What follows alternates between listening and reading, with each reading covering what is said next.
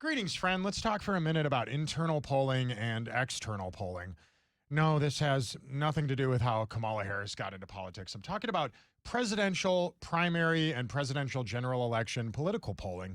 We just got a pain-inducing New York Times poll back, pain-inducing for liberal Democrats, that is, that puts Donald Trump ahead of Joe Biden by a whopping 5 points. Now, if you believe the 2020 election results, that would mean that Joe Biden has had a 10-point shift, that he's become far less popular than he was when he ran.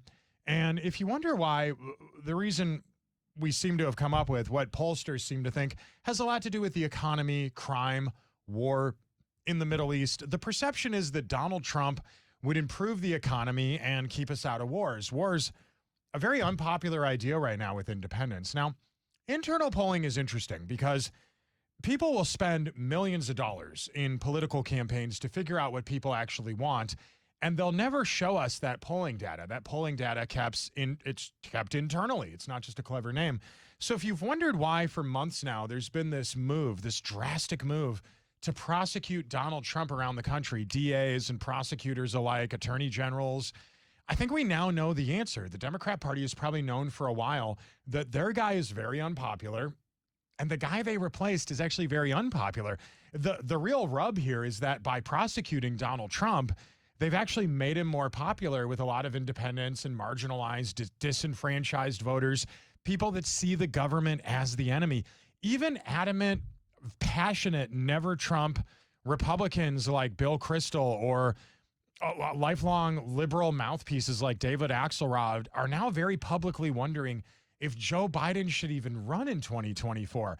John Fetterman is criticizing Gavin Newsom for secretly having a presidential campaign while not actually going out and publicly running for office.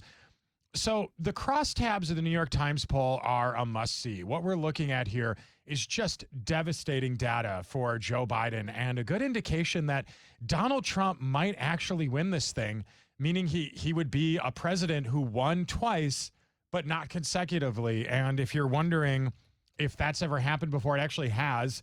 Grover Cleveland did it back in the late 1800s. So it wouldn't be the first time we've seen something like this happen, although it would be the first time it's happened during our lifetime. Bad news for the Democrats, but fascinating news for presidential history. It'll be really interesting now that we're a year out from our next presidential election to see what'll happen in the coming months. And if you're a Republican, I think this is very positive news.